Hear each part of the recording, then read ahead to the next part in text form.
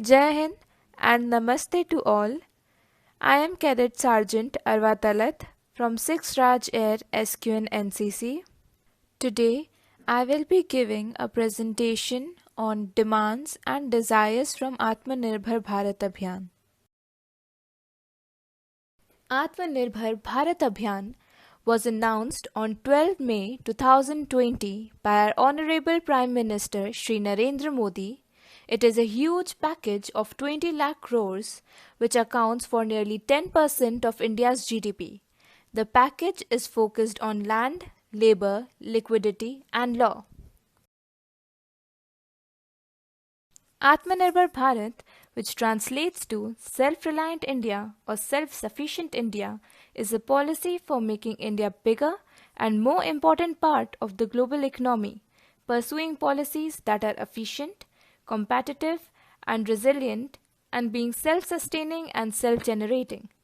Atmanirbhar Bharat does not mean self-containment, isolation away from the world, or being protectionist. Foreign direct investments are welcome, technology is welcome. It translates to being a bigger and a more important part of the global economy. The 5 pillars of Atmanirbhar Bharat are given below. Number 1, economy. Number 2, infrastructure. Number 3, system. Number 4, demography. Number 5, demand. Talking about economy, after lockdown, government is trying to prevent deep and lasting recession and wants economy to take quantum jumps and not incremental changes. Moving on to infrastructure. Infrastructure should be of world class and one that represents modern India. Talking about systems, that is technology driven system like internet, artificial intelligence, robotics, machine learning, etc. Going on to demography, we all know that India is second most populous country in the world and believe that a vibrant demography can be a source for energy for self-sufficient India. Going on to the last one, that is demand. The full utilization of power of demand and supply ensures the production, employment, purchasing power and growth in India. 5 phases of Atmanirbhar Bharat Abhiyan are as follows. Phase number 1, which is based on businesses including MSMEs. Phase number 2, poor including migrants and farmers. Phase number 3, which is based on agriculture. Phase number 4, which includes new horizons of growth.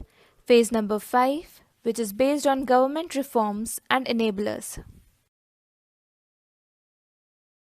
The following 12 sectors are those in which not only will India be Atmanirbhar but can also lead the global supply chain to combat the COVID-19 crisis.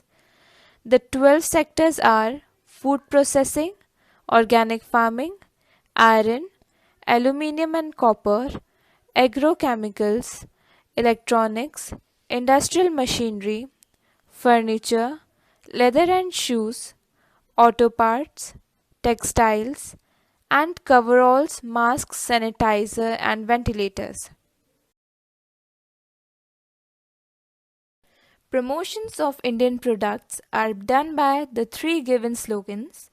Vocal for local, which means products should not only be made in India, but we should also appreciate our local products. Local for global, which means that local products in India should have global appeal and reach. Make for the world, make in India for the world. Desires from Atmanirbhar Bharat are number 1, to drift from globalization to localization. Number 2, to boost employment through Mahatma Gandhi National Rural Employment Guarantee Scheme. Number 3, to increase the investment in health reforms and schemes. Number 4, to enable technology-driven education system. Number 5, to support state governments. Desired impacts on primary sector. The measures and reforms to amend ECA, APMC, contract farming, etc., announced for the agriculture and allied sectors are particularly transformative. These reforms are step towards the one nation, one market objective and will help India become the food factory of the world. Also, the Mahatma Gandhi National Rural Employment Guarantee Act infusions of rupees 40,000 crore may help in alleviating the distress of migrants when they return to their villages. Desired impacts on secondary sector. The rupees 3 lakh crore collateral free loan facility for MSMEs under the package will help this finance starved sectors and thereby provide a kickstart to the dismal state of the economy. Also, as the MSME sector is the second largest employment generation sector in India, the step will help to sustain the labor intensive industries and thereby help in leveraging India's comparative advantage. Additionally, limiting imports of weapons and increasing the limit of foreign direct investment in defense from 49% to 74% will give a much needed boost to the production of the Ordnance Factory Board while reducing India's huge defense import bill. Desired impacts on tertiary sector. The government has adopted a balanced approach in addressing concerns across sectors, thus ensuring interlinked support and growth. PM E-Vidya program for education provides a uniform learning platform for the whole nation, which shall enable schools and universities to stream courses online without further loss of teaching hours. Public expenditure on health will be increased by investing in grassroots health institutions and ramping up health and wellness centers in rural and urban areas. Demands from Atmanirbhar Bharat. The introduction of this scheme has led to several demands of amendments on interpretation, provision, and basis of laws.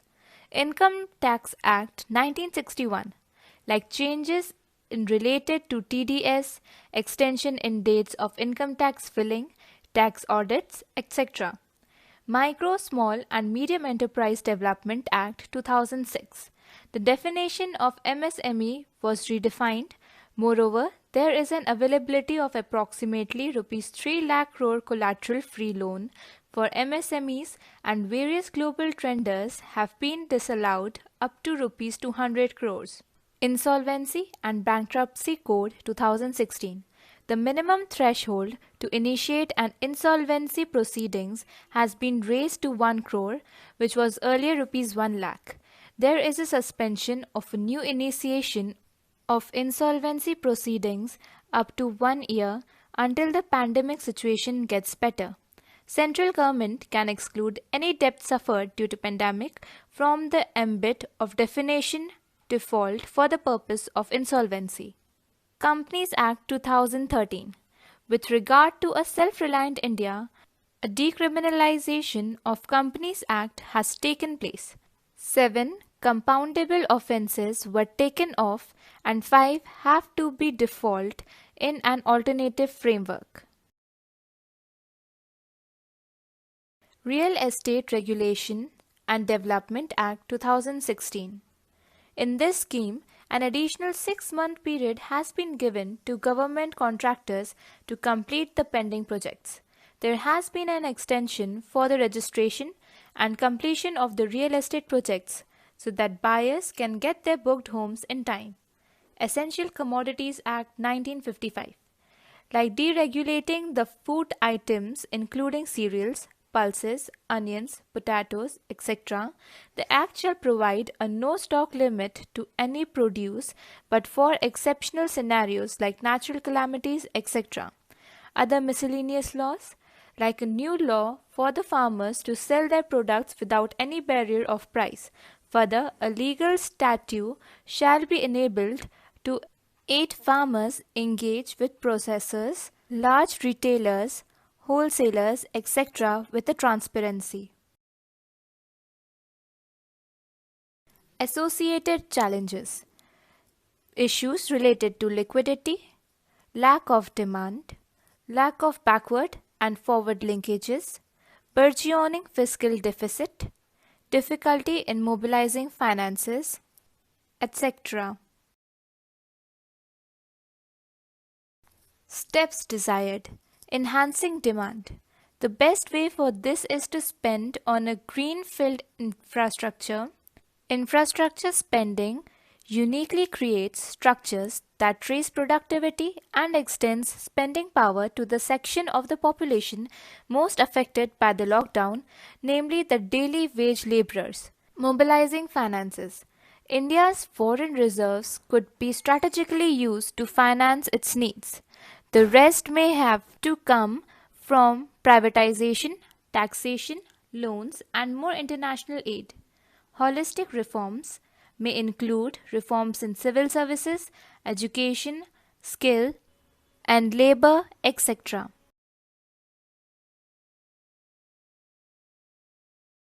To conclude this presentation, I would like to say that the Atmanirbhar Bharat package is a monumental effort to help Indians and the Indian economy to tackle the COVID-19 scourge and lay the groundwork for India to become a $5 trillion economy by 2025.